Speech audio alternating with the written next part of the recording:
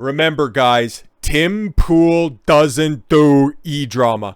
Nope, not at all whatsoever, man. Okay, he is just the truest, honest man, the last of his type. All over the internet, okay? He does hard-hitting journalism, man, all over his platform. Like, you take a look at this, okay? This is clips from his podcast. He does important journalism, like talking about Proud Family reboot. Oh, okay. Fashion choices at the Grammy. Oh, a Twitch streamer, literal e-girl drama. Interesting. MILF man. Oh, okay. Hassan. Oh no, there. Oh no, Last of Us. Okay, but you know what? Maybe that's insightful commentary, and maybe he just saves it for his main channel or something like that, where he continues to peddle fear and offer absolutely no solutions. Here's the thing, man. Here's the thing. I used to, and hey, man, I'll be completely honest. I used to be a subscriber to all of the Tim Pool channels. Every single one of them. I watched them right up until, I would say, probably his peak. I probably I got off the Tim train before the 2020 election, mostly because I didn't see any value. There was no value added. He was a tremendous, and he still is, a tremendous news aggregator. If you want to know what's in the news, Tim Pool's got you, because he's got multiple videos every single day talking about a bunch of different things. Unless, of course, you peek his, main channel, and then it's just basically, what's Biden doing? Well, nothing. Being old and dementia-riddled, and not remembering how many living family members that he has. And that's something, and maybe I've changed, okay? Maybe his content's still good. He still gets, 35,000 viewers every single night. People still like him in some form or fashion. I just outgrew it, and that's totally fine, man. Whenever I'm consuming any sort of content, mostly, it's just in the background. I just put it on. I just put a podcast, an ebook on in the background while I'm training, going for a run, doing some house cleaning, anything that I'm doing that doesn't require my dedicated attention. I'm learning, I'm getting some value that's out there. That's just me. That's just how I live my life.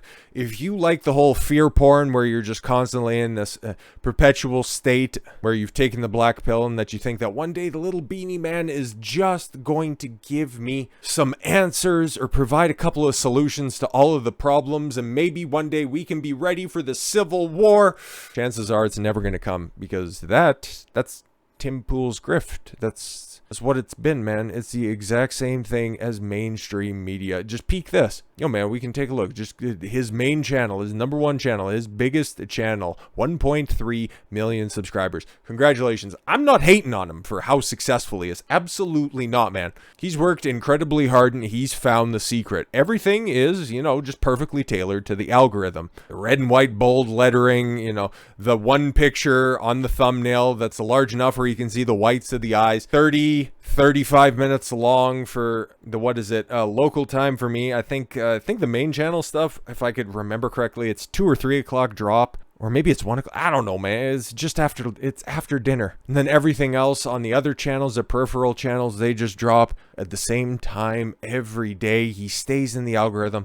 He learned how to maneuver it, and congratulations to him. All the success due on that front. But when it comes to actual substance, the sauce that's down there, you have to provide something. Otherwise, you just have eyeballs because you have access to the algorithm. But if you're just going to keep on keeping on to the exact same thing where you're just saying that, oh my God, the purge begins, Twitter death, the FBI paid $3.5 million. Okay, your cat died. And, that's actually, kind of nice and a little bit endearing if you could be a person for more than just one video every year. Maybe you could be a little bit relatable and kind of forestall the end, because that's kind of what I'm seeing here. He's done the exact same thing that cable news, that mass media has done before. Kept everybody in a perpetual state of fear, understanding that things are bad and tomorrow is going to be even worse, so make sure to tune in to see how bad it's going to be, and then project that into the future. Understanding that, yeah, you can get a whole bunch of eyeballs, because you take a look at this stuff, and I'm not one for pocket watching or anything like that. I don't care how much money he has. I don't care how many people watch his stuff. Case in point, this video right here, it doesn't even matter if I say 0 controversial words. If I don't swear at all whatsoever, if I don't bring up any controversial topic, this thing is still going to get demonetized, and I'm still going to have to wait for a day and a half in order to get to review, and it's like, oh no, it's actually all great. So I'm making pennies on this video, but I do this because I want to provide value. I want you to be able to peek any content that's out there, because I don't know everything that's out there on the internet. I don't even pretend to know a quarter of a percentile of what's out there. I just can see a grift that's going on right now. I can see somebody who is turning on their audience and somebody who's about to fall. Somebody who doesn't offer substantive points, but instead preys on basal instincts. And there's a reason. There's a reason that I have this original piece that we went through yesterday in quasi-exhaustive detail. What did it end up being, like a half an hour focused on this poorly written tripe? Part 2 isn't out or anything like that, but Eliza hasn't really made mention to Tim's big burnout last night, and that's, you know what, hey, probably good for her, because she needs to peek around and start looking for different life rafts to snatch up onto, because Tim could maneuver one catastrophic failure from a guest that he had latched onto before in Jack Murphy. His response there, if he would have applied that at this point in time, he would have been fine on that, but I think, and I've been thinking about this for the better part of the day. Why is Tim going down with this ship when he didn't go down with somebody who was a regular on his show? Well, there's a few things that they have in common, Eliza Bleu and Jack Murphy, outside of their predilection for cock. What Jack was promoting, even though he was kind of excised from the sphere, was a very, what's the best way to characterize this? It's a position and an ideology that is very easy to distance yourself from. It's a very distanceable manifesto of ideas that you can just, shirk away, and basically everybody's going to be on your side. Okay, Jack Murphy purported to be, some part red pill, some part manosphere type, some part tradcon, but forget to address, the big overarching cuck narrative that was there. And then whenever it was brought up, he spurged out and he attacked anybody who pressed him on it. Now, he didn't quite have all the connections that Eliza does over at Twitter, or is purported to have. So Tim could look at that and it's like, well, there's nothing you can do for me now. Okay, you're more of a liability, so he can just cut it off. And hey man, if he's not talking to one of those, he's not talking one of those dangerous RPers out there, and just take a look around, man. Even with Andrew Tate popping off, all of the red pill content that was out there, it was big mainstream stuff over the last summer, into the fall, even a little bit into the winter as well. While more people were talking about it, it's still, I would say, 10% of the people, and that's the way that it's always going to be. It's just more prominent now because there's more avenues of communication. 10% of the population is actually going to get unplugged, is actually going to get red pilled by certain things. The rest of the population, the normie population, the population that just wants to have that quick dopamine hit that, things are bad, but if I listen to Tim, I can just get my daily fix of, yeah, things are bad, but then the left is actually causing it, and ha ha ha. So all of those blue-pilled chumps that are out there, it was very easy to placate them by getting rid of that dastardly Jack Murphy with his stupid beard. But, also him exploding was so great because the cuck beard became synonymous with just, bad takes on everything. So thank Jack for that. But when it comes to Eliza, well, we've categorized her very appropriately over the past few videos. She wrapped herself in all of the appropriate right-leaning talking points. She was a human trafficking advocate. She didn't want to see anybody else human trafficked, pretending to be this big Americana-style patriot, being a libertarian as well, small government, saying all the correct things for that side of the conversation. So of course she found her way onto Timcast. Of course she found her way into the good graces of Shane Cashman, this quasi-journalist. A gonzo journalism? Is that what you call an 80,000 word first draft? Holy, it's just so poorly written. I'd be embarrassed to publish that, but peek it yourself if you'd like. She knew that her history would eventually be challenged, and given the fact that she's tried to work her way into fame through different avenues, some that would be just a little bit unsavory to her current 40-plus-year-old market, well, she had a backstory for that. I've come from a troubled past, and if you question me on that, you're just asking a survivor to relive their trauma? How dare you? And then, of course, those exact same blue-pilled simps that were just more than willing to excise the bad Jack Murphy, the lumber cuck man, with all of his dangerous manosphere ideas. They were all too willing to accept, I'm sorry for questioning Eliza. She's a survivor after all, so she could get away with murder. And that anybody criticizing her now, after all of the screenshot stuff on Twitter ended up taking off and everybody was getting banned for sharing publicly available information, oh, you were attacking her. She is doing good work after all. And oh, that was from her past. That's when somebody was controlling her. That's when she was being trafficked. And if Tim just hadn't run this story, if Tim would have just turned a blind eye. Sure, she was on your show a couple of different times. We know for goddamn certain, man, you talk about this stuff all the time. You're supposed to be one of these guys that's absolutely for censorship. Timcast IRL gets censored live when talking about the Trump-Biden scandal. You could talk about that from a purely objective standard. Oh, people are getting censored on Twitter. It's something that you talk about quite a bit. We won't have to go down that far. Yep, Twitter users locked out of their accounts, engagement dies, Twitter is broken. That is right up your alley, but you don't want to talk about it. Why don't you want to talk about it? Well, then people start to think about why you're not talking about it, and you just end up with a Paul Pelosi type situation. Just release the video, people can peek at themselves, and all of the conversation around that has kind of died off because, oh yeah, no, he looked like he was being held hostage. There's the hammer right there. Oh yeah, okay, and then he gets donked on top of the head. Not much more to see here, but of course, all of the wild conspiracy theories where it's, oh my God, it was a gay love tryst, and then the police ended up, getting the door opened up by a third-party individual, and then they came inside and they all had mixed drinks until the ambulance arrived. And it's like, well, no, not quite.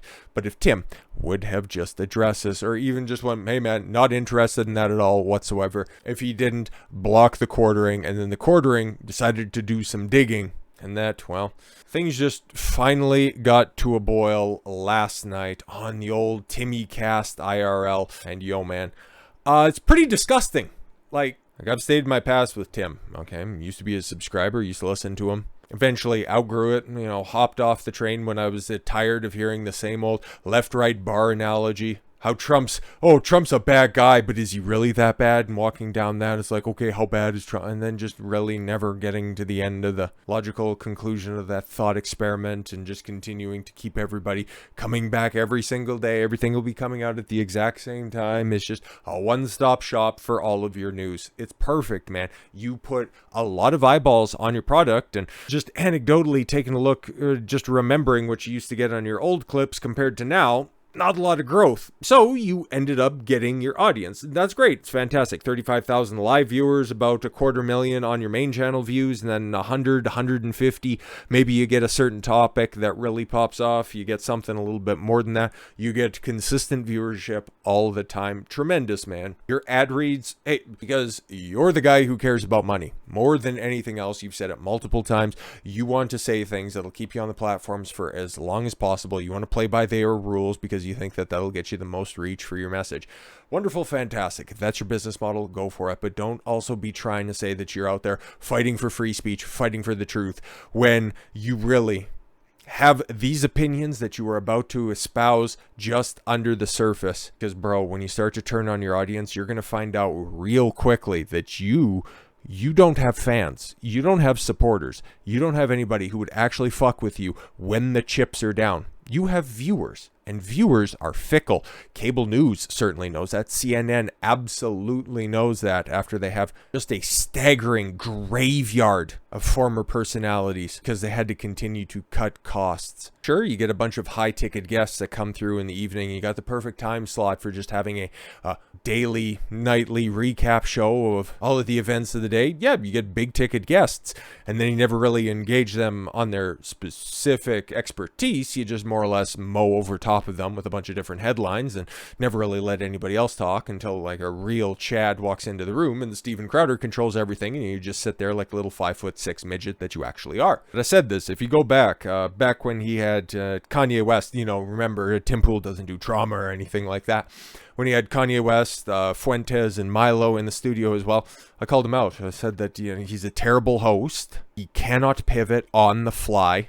Everything needs to be Tim's regimented plan because he knows the algorithm. He knows exactly what will catch. He knows the words that you'll say that get you deranked. I'm not holding that against him. It just makes for a boring, sanitized product, which sure, you can pop it with a couple of interesting guests, and if something spicy ends up popping off, then you can run with it going forward, and you had something that was ready-made for you. But you fumbled this bag so hard because she's a girl? Is that really what it comes down to? Because thanks to Adam Krigler, right at the end of 2022, his former co-host, back when I was watching the show, back when they were getting 50,000 viewers, back when the viewership ratings were doing a hockey stick where they were going from 30, 40, 50, 60,000 people watching every single night. And it was an engaging show of them going back and forth. It was mostly just Tim going, no, Adam, you're wrong, and then restating his point. And then Adam's just like, what? I don't even know what the hell's going on at this point in time. It was a really good show. They had a very good dynamic, and they were actually getting to the bottom of different points because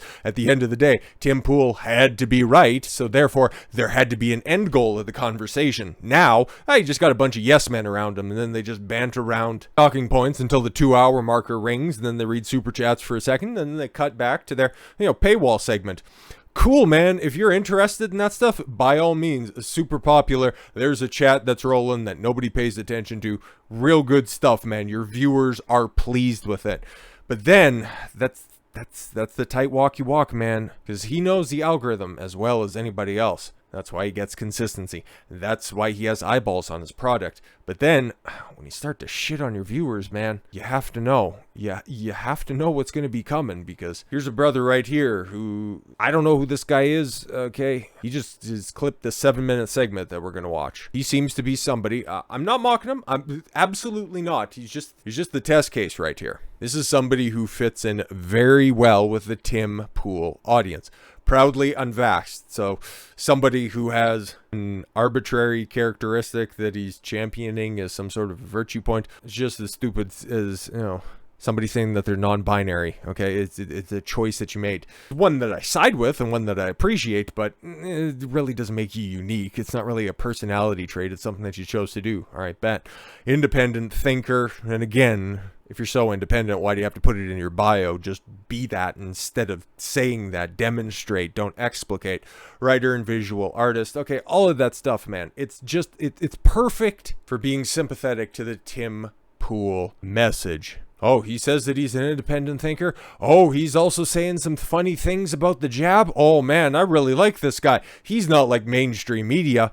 And then if you don't have a critical eye or critical ear pin to it, well, you can also have a critical eye to it. It is a visual podcast, video podcast after all. But if you don't have an ear tuned to it, it's just very easy to gloss over these superficial conversations that never really get to the bottom of anything. And he's going to find this out very quickly. Tim, this is. I don't know who Gregory Allen Burho is. I wish him nothing but the best. And thank you for clipping this out, definitely. Tim Pool replies to Eliza Bleu / Twitter censorship scandal. I'm sure this was after the entire show that went down, because it sounds like they're just reading some super chats at the end, or at least starting to delve into it. And this is it gets incredibly wild. Censorship scandal in the most insane way. He's not underselling it, not being hyperbolic. He deflects his own role in promoting Blue onto those of us speaking up on the issue. Then he outright vilifies us as paid trolls for Blue. Yeah, again, not hyperbolic, not exaggerating. I can't believe this BS. I can't believe I trusted him. That's why I think, and I said this before when it came to Daily Wire. Daily Wire, by the time 24 rolls around, isn't going to be shit, because everybody's kind of seeing through their nonsense. It's like, oh yeah, they got memed to death for how many ads that they need to run, and eventually people are going to be, oh yeah, remember how I kind of cut the cable cord because there were so many ad reads and you couldn't really get a flow of a show going before having to stop every 7 to 8 minutes for a 3-minute long ad break? I just want, good content, and you guys are doing ad reads in the middle before you're actually addressing any of the points, and you're not really getting to anything. And the only kind of substance that you're getting is behind a paywall. Interesting. And the inauthenticity. Oh, we're supposed to be the facts don't care about your feelings brand, but then when Steven Crowder offers just a slight pushback, then you guys just start to spurg out like a high school girl. And nobody's more thankful for Eliza Bleu, Twitter, and Tim Pool drama to kick off than Daily Wire right now. I have no idea what Steven Crowder's doing. He's probably out there making his brand better, and God bless him, and all the success in the world for him. Tim Pool, man, he's fumbled this so bad. And this is self-inflicted, and you're going to see this. I'm going to back this up just with additional material as well, because this clip does speak for itself, but if we can help him out just a little bit, why not, right? So we'll do it upright this time, shall we? We'll just go full screen, and we'll kind of EFAB this boy. How about that? All right. Yeah. Looks like we got some lot of drama comments. Let's start reading them. Jimbo says, so many came here to spread hate, not realizing their views and commentary help boost the algorithm for old Timmy boy. You don't like it, watch something else. Otherwise, you're clowning yourselves. Well, I appreciate the super chat.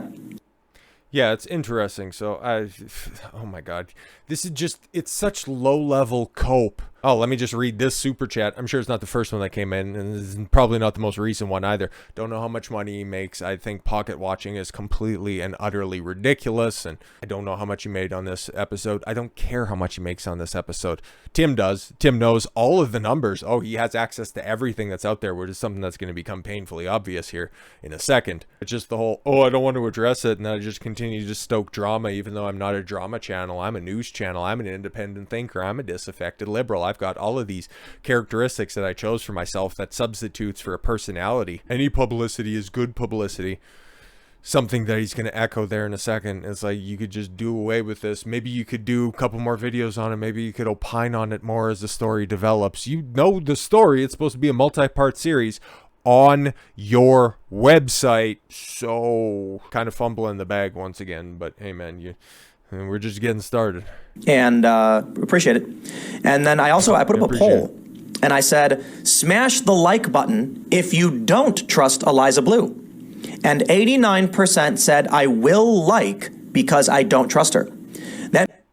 Yeah. That's just another scummy tactic. Oh, I'm just going to put up a poll and not really care because any interaction is good interaction. It's like, yo, I've been hit with a couple of my videos because I speak my interpretation of the facts regardless of the subject material, regardless if it's going to piss anybody off. That's just the way that I perceive things. And if some people want to dislike the video, that's totally fine with that. If you want to like it, I don't care. If you want to subscribe, it's totally up to you. If you come back and you watch, I'm appreciative of it. If you just catch me once, and this is just a topic that you want to listen to, congratulations and thank you, and big ups for taking a chance on a small channel. But at the end of the day, shilling for interaction, this is something that I picked up from Razor Fist way back in the cut, and this is the way that I've run my channel ever since the beginning. If your content is good, people will subscribe. If it's a likable topic, if it's something that resonates with somebody, they will like it. Begging for interaction is the sign of desperate content. And that's why I detest all of those little gimmicks that pop up on the screen for people.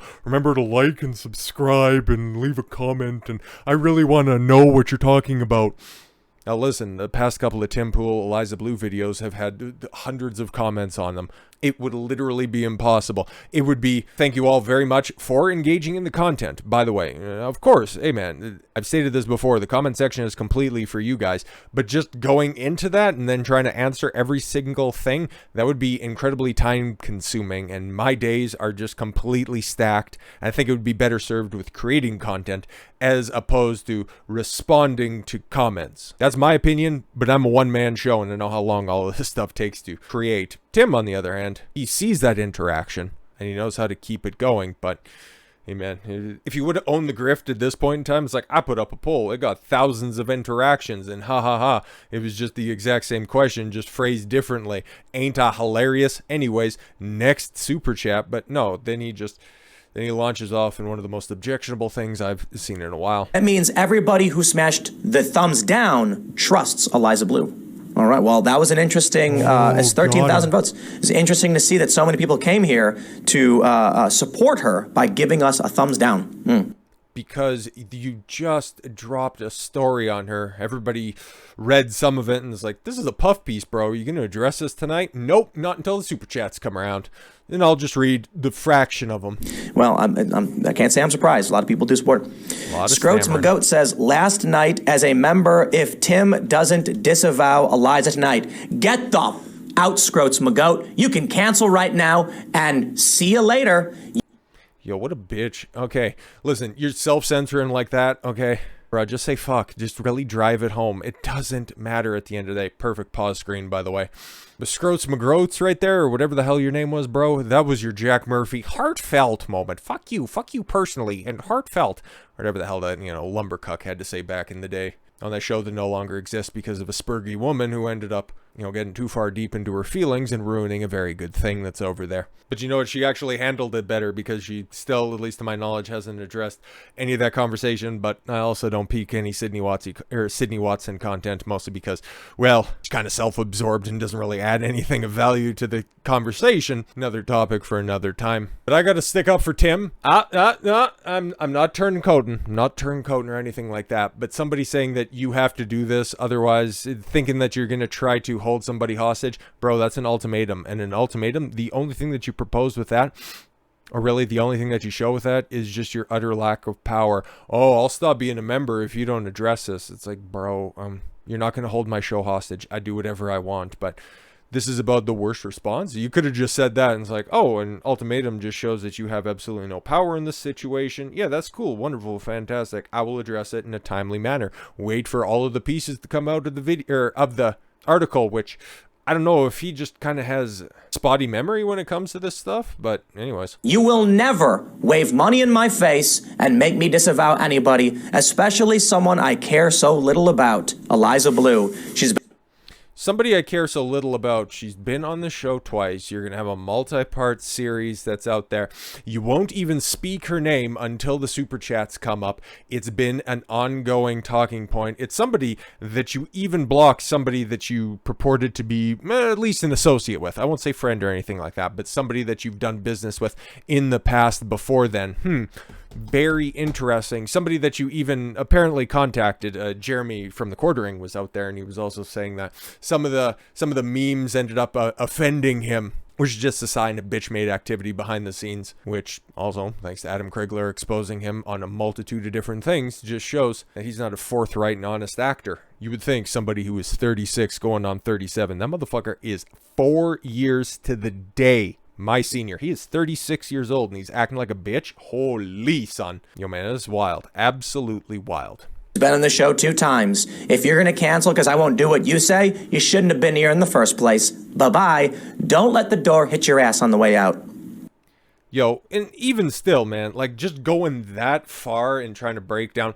So that was somebody who, I don't know, can you verify it or anything like that? If he even gave money to begin with, he obviously sent a super chat to begin with. He just shows the flippant behavior that he has behind his members. Don't let the door hit you in the ass on the way out. Bye. Just this disingenuous homosexuality behind it. There's something that has, the double consonants together in the middle that we could go with if I really wanted to get spicy on that. But it really doesn't much matter, man. Because he self-censored himself to begin with. He seen that super chat coming. He had it saved up because he had this dastardly dunk that he was going to put on Scroats McGroats. It's like, bro, you just come across as bitch made. Sucks to suck, I guess. All right, what else do we got? DJ Zeno says, unsubbed and members only after over a year. Here's $5 FU for I'm pretty bummed. Thought you stood against censorship. Hope you change. Nope. See you later, buddy. Look, sad to see you go, but I will never cater to a mob, and that's it. End of story. Yeah, but I thought you were a guy of morals and values, something that you've self-professed. I wouldn't project that onto you at all whatsoever. You're supposed to be there, fighting for the common man, bringing truth and honesty back to journalism. That's what you wanted to do with your website, right? You were out there opposing censorship. You thought that Elon Musk purchasing Twitter would be such a great thing for free speech. But then something falls directly in your wheelhouse and you don't want to address it. You look like a hypocrite. But then instead of addressing that conversation, nah, man, it's just everybody else that's the problem. All right, bet. Eliza Bleu is not important. She's not important to me. She's not a member of Congress. She doesn't enact policy. She is a low-tier internet personality that for some reason people are desperately obsessed with, and I literally don't care. Then, okay, of all of the different multi-part articles that you've ever done on anybody, why did you pick somebody who is so, in your own words, unimportant? Just wondering, man. So, have a nice day. I gotta say this. If someone got banned off Twitter or any platform for a reason other than violating the terms of service, that's a big deal and should be taken up and will be if it happened with the Twitter administration or the administration of the social network. But the personal It wasn't, though. You guys didn't address anything with Brittany Venti, didn't address anything with The Quartering, didn't address anything with Yellow Flash, Camelot, all of the other kids. How about the 20 privacy strikes that were all over YouTube from a bunch of different creators that were out there? Oh, but if there was something that happened... That's why Elon Crossland is one of the dumbest motherfuckers to have ever been on a popular YouTube show.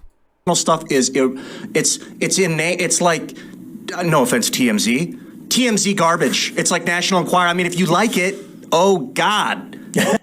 Yo, bro, were you a part of that conversation when it came to Grammy outfits? When it came to e-girls crying on Twitch? Just wondering. But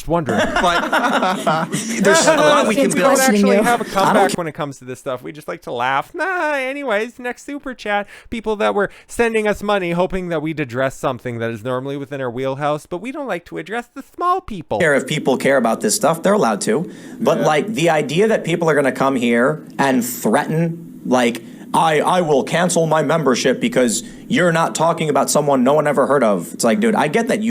Nobody ever heard of, but she was on your show twice. You're running a multi-part series on her backstory and what she's currently doing that's out there. Somebody who's so insignificant, but has taken up so much of your time. Oh, my comment sections are just flooded. The chat's flooded. She's just insignificant, though. You know who she is, but you know what's funny about Jack Murphy and Eliza Bleu is that Oh my God, here's what happens. People ask questions about these personalities, and I know most people listening are like, I have no idea who these people are. And that Actually, everybody who's probably watching your show understands and knows both of those names right now. But you can just tell.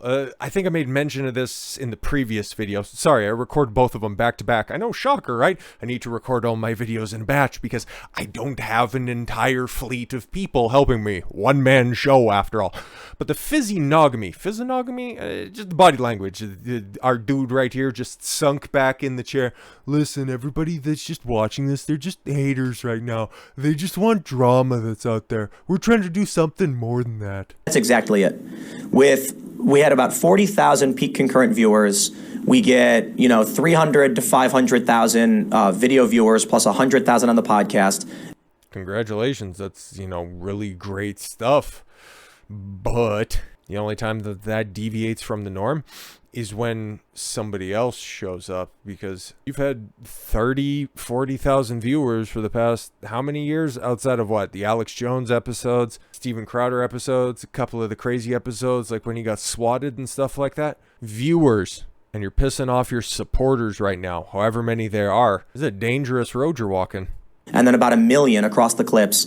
And the people who watch have no idea what the people in the chat are talking about when it comes to Eliza Bleu or Jack Murphy. In fact, dude, if you have these consecutive viewers, if you have these people that continue to come back, they know exactly who this is. You know that just as well as everybody else. He knows all of the analytics. This guy is on top of everything, and I gotta give him big props for that. He knows exactly how the game is played, and that's why he's smarter. And this is incredibly disingenuous of him to say that, oh, they wouldn't know anything about some of the biggest drama that's ever surrounded the show. Something that is not even a week old at this point in time. Something that you got roasted for platforming that obvious liar. Oh, survivors of Andrew Tate? Where's any of your evidence? Oh, you can't provide anything of that? Nobody remembers anything from about a week ago, but he's also going to make reference to that as well.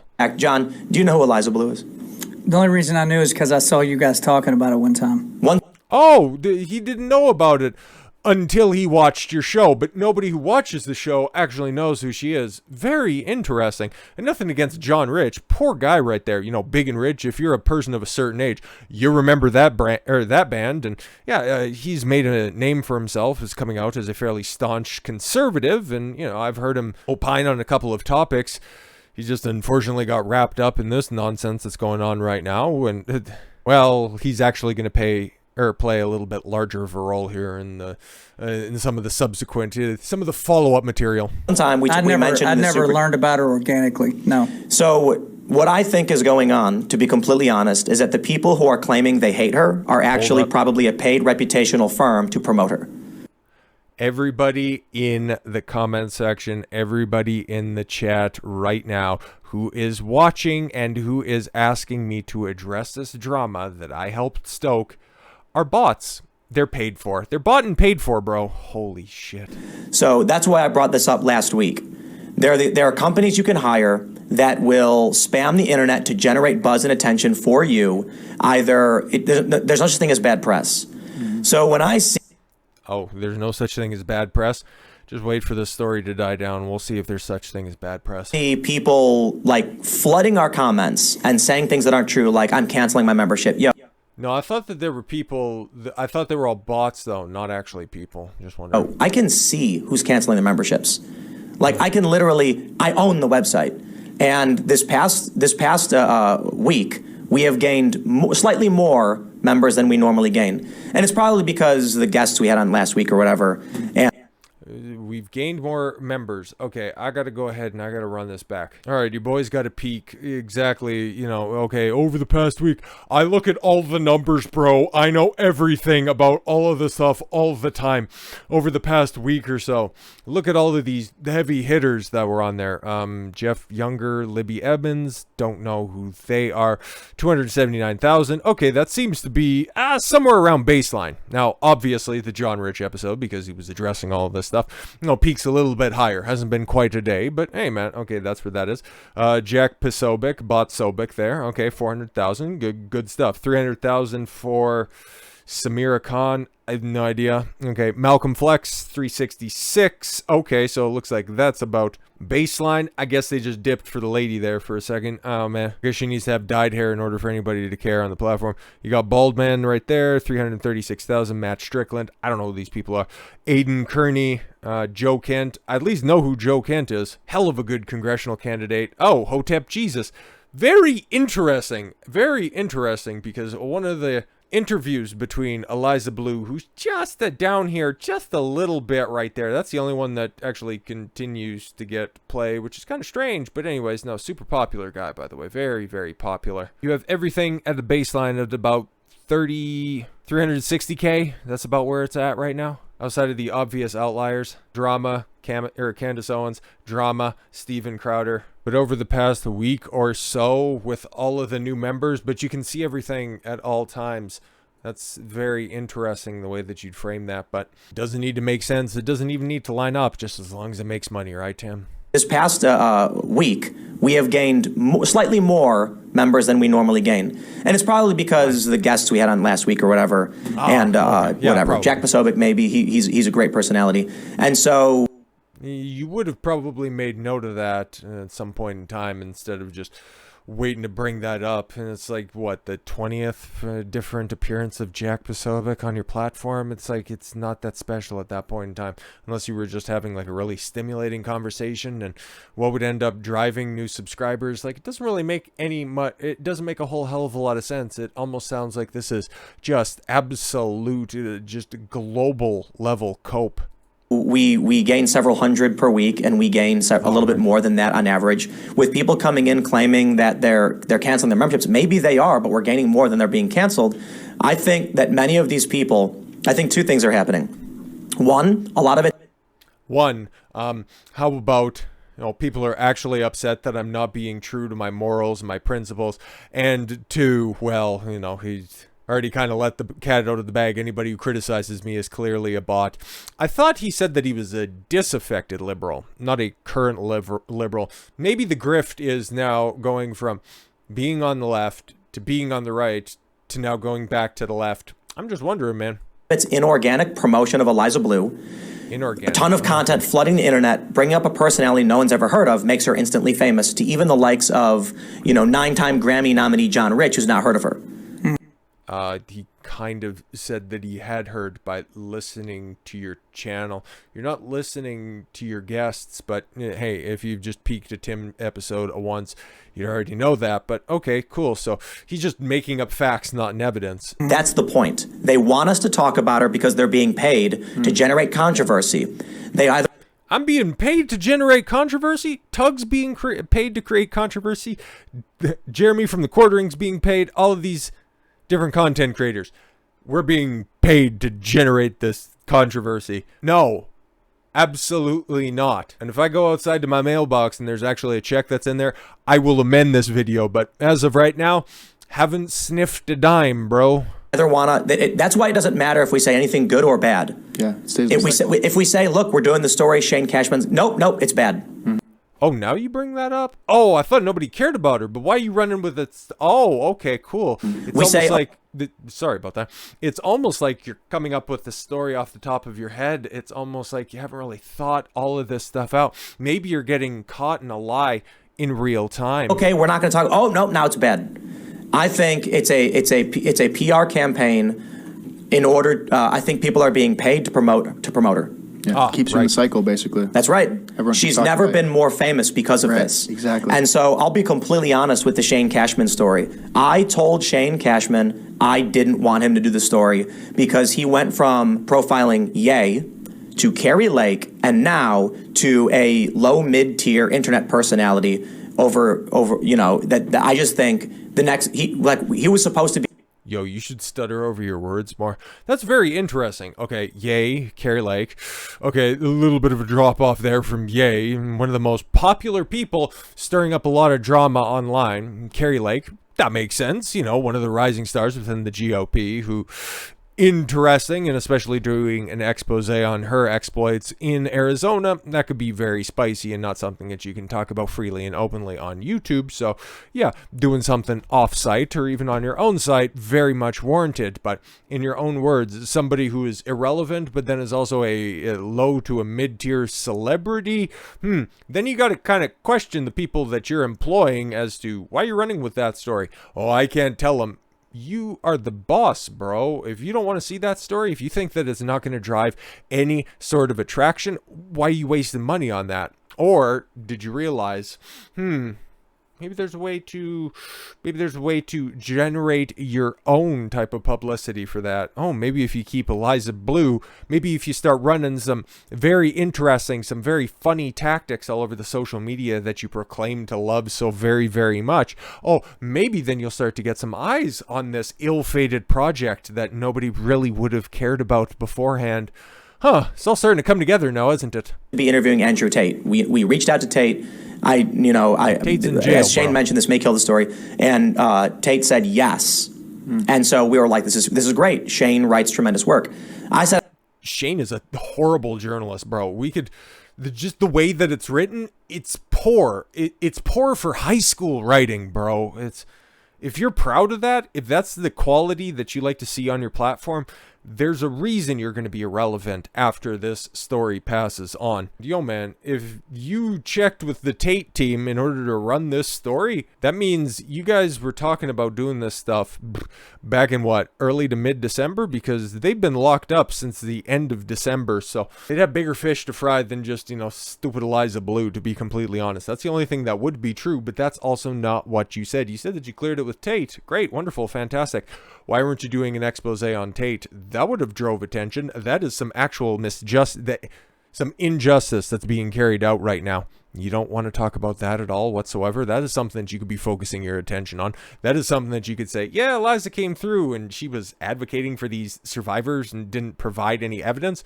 You could have simply taken one side, or you could have said that there's good opinions on both sides, and your audience, your viewers that are out there would have lapped that up completely. Yes, there is good thoughts on both sides when it comes to this stuff. I tune into Timcast every night at 6 or whenever it views in your time zone, but you didn't. And now, Ted, instead of taking responsibility for your bad decisions, now you're just outsourcing the blame. Man, it's you hate to see it. You hate to see it for somebody that used to market themselves as being truthful and honest. I don't think he should do it because clearly they're trying to promote Eliza Bleu. That's what this whole thing is about. She's you also running the story is promoting her, but hey, man, go for it. Never been more famous. Yeah. And I think it's beneath him. But he said, look, man, I really, really want to dig in and do the story. It's 80,000 words. It's massive. And I'm like, look, man, you do your thing. I'm not going to tell you what you can or can't write. I trust you. At Timcast, we don't tell people they have to say something. They can't say things. Someone wants to post offensive memes on social media. I'm not going to fire them over it. Shane comes. Yeah, that's wonderful and fantastic, but when there's a fluff piece of somebody that you think is totally and completely irrelevant on the internet, instead of sullying your own website, because you're the boss at the end of the day, take some responsibility for your errant employee doing something that you don't like, okay? You know, man, that's a part about being the boss. But when you got somebody who's so passive aggressive behind the scenes, I'm sure you probably went to him and was like, "Oh yeah, no, you really think that story's a good idea? Really? I don't know, man." One of Tim's famous go-to. It's like you guys come to him for news, and his most appropriate rejoinder, something that he likes to go back to all the time. I don't know, man. Come on. Comes to me and says, "Is the story I got to tell?" I say, "You do your thing." But I'm telling everybody who's who's listening and doesn't know who this is, I will just explain. Right now, there's a massive campaign from high-profile personalities to promote and make Eliza Bleu famous. No, she's wielding some sort of power at Twitter in order to get people banned and suspended, pulling the same tactics on YouTube as well, lying about it, and then also using your name to profit off of it, or at least your brand to profit off of it. Nobody's getting paid, bro. This is Omega level cope. She has stated she wants to be famous, even to Shane Cashman, and so they're coming and spamming us with comments to force us to talk about her like we are right now to make her more famous. Yep. It's working, and I was like, let's not go anywhere near this because someone's getting paid. It's a PR stunt, and it's working. Yep. There you go, guys. I've addressed it. Have a nice day. And then all of these other people who I know, like, who have been members of this channel are saying, like, why won't you get on board? Bro, you are walking right into a PR game. I talked about how they do this. They're called reputation management firms. You go to them and you say, how much money to make me a star? And they'll say, we're going to do a two-front thing. We're going to say you're fighting a good fight, but you got controversy. That way we get you on both fronts. People... This is absolutely ridiculous. Like, you're laying out a legitimate business. You know, things like that happen all the time. Hell, you can look at modern music, modern acting, all of Hollywood, all of entertainment in general. Do you think any of those people actually have talent, or do you think they just have a shapely ass or soft hands? Like, come on, man. If you have enough money, you can get famous. But you think they're doing that with actual people that are in the chat saying, why aren't you talking about this? And why are you blaming the people that have been watching you all this time? You know how many people watch you at all? Oh, my Lord. Will defend you, people will oppose you, and this will result in high-profile outlets. The Daily Beast will write about you. You're going to get a bunch of, Timcast to write about you. There has been one major write-up. Daily Beast wondering, it's like, oh, okay, cool. So the right adopted Twitter after Elon Musk bought it, but then all of a sudden people are getting censored and people are starting to speak out against that. What's going on over there? And then they went, and I wonder if this was covered in their budget that they were apparently afforded, as according to Tim, to go and talk to people that used to know Eliza back in the cut to run her story back.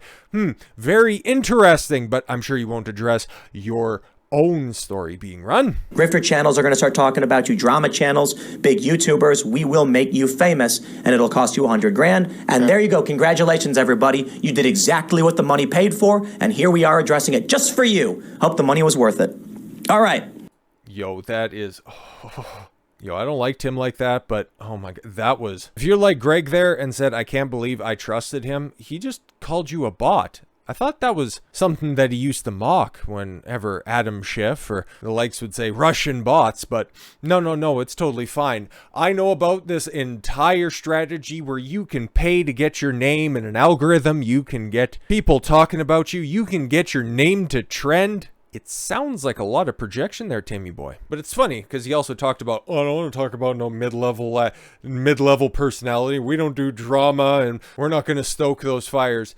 It's funny, for your members segment, there you address the controversy there. John Rich, Uncensored Show. Tim Pool addresses Eliza Bleu in the quartering drama. Oh, then you speak his name when it's behind a paywall. I seen a little clip that was out there. They were singing a song about Eliza Bleu. Don't necessarily know if they addressed any of the drama that's out there, but they found a way to turn some money off of it. Tim, the dollars and cents guy, the man who receives a bunch of gifts and a bunch of heartfelt letters to his P.O. box, according to Adam Krigler, gets them all dumped out on a table, goes through the cards, makes sure that there's no money or anything like that, and then just gets rid of all of his heartfelt viewers' time and effort. He's a scumbag, an absolute scumbag, and that's the way that he thinks of you. Because he just said it. Any dissenting opinion that's out there, nah, it's just bots, man. Nobody actually cares about her. It's not like she's been on the show. It's not like she took over a platform that you like to talk about all the time. No. We're just going to talk about what we want to, you scumbag individual. And then he decides right after the show, right after the show. And then he wants to go on some AOC mocking thing. Like, what are we doing here? Stop being obsessed with me. Everybody is trying to date me. Like, I could tell that's an AOC jab. And it's like, oh yeah, funny meme, bro. But that response right there, I'm glad that one got prioritized right underneath that. Connor Monroe, of all the flavors you chose to be salty. Lol. Very good. And then right underneath that from Timmy himself. I literally complain on the internet for a living. See? Like I said, man, he found out the sauce. He found out in order to keep people rage baited all the time. He never offers any solutions. He never updates his game. He just complains. He gives you that easy dopamine fix. And then just, yeah, I'll just keep you running back. There's going to be 3 more segments this afternoon. Okay, I'll just catch you back in the morning just to tell you how bad Joe Biden is. Bruh. And just to go, and one more thing, just to show you that it's all about the Benjamins with Tim. Not only did we gain slightly more members on average this past week, next month is tracking up for members. Stop believing AstroTurf PR campaigns. I don't know what this is supposed to show. I don't know what the colors are. Don't know what the picture is alleging to show. January, the blue bar with the gray. Things are up just a little bit, I guess. Like, I don't know what any of those numbers are. Clearly there's projections that are on here, and then there's clearly projections coming from the Beanie Baby himself. Unbelievable. Attacking the people that view your show. Once this drama eventually comes to some sort of a conclusion, I will be very interested to see how many people are going to be coming back to his content, because I think this might be a bridge too far. The way that he handled Jack Murphy, there was a lot of criticism right there. But the way that he's handling Eliza Bleu right now, man, attacking your own fans, people that are paying you, attacking your viewers, saying that your opinion, nah, man, you're just paid for that. Nobody's actually caring about this stuff. The best way to address him right now is to just turn off, unsubscribe, just pay him no mind, because he doesn't respect you. You're replaceable in his eyes. People will just show up, man. It doesn't matter. You want to leave? Don't let the door hit you in the ass on the way out. Somebody will just come back in and we'll just get more members, more subscribers. Doesn't matter. You don't matter. Your opinions, your thoughts. Hey, man, don't hold me hostage. I've got my own thoughts and my own ideas. Let me just talk about things that are just so important to discuss, like Biden, the GOP civil war. Listen to such important thinkers like the Krasensteins, like CJ Pearson. I don't know who these people are. It really doesn't much matter. Tim doesn't respect you, man. If you want to go ahead and watch him, that's totally your purview. That is a totally 100% up to you. But unless he does something stupid, which is highly likely over the course of the next week, because this drama is going to continue, and I don't think that there's anybody praying more for a terrorist attack than Tim Pool right now, just to take the heat off of him. Sure, there's apparently supposed to be the State of the Union supposed to be tonight, bro. That might get you a little bit of cover. But if everybody's going to be paying attention to your show that's going to be going on right now, holy! You want to call people bots? Oh, there's going to be a lot of bot avatars that are in there. They'll be real people, and they'll be real pissed off at you. So that'll be all for Beanie Boy today. And until tomorrow, because God knows there's going to be more parts to that stupid ass story, and I thought he wasn't a fan of the drip feed model. But with all that said, thank you all very much for the gift of your time. I've been Don Consuelo. I want you to follow your gut and get after it. Take care, everyone.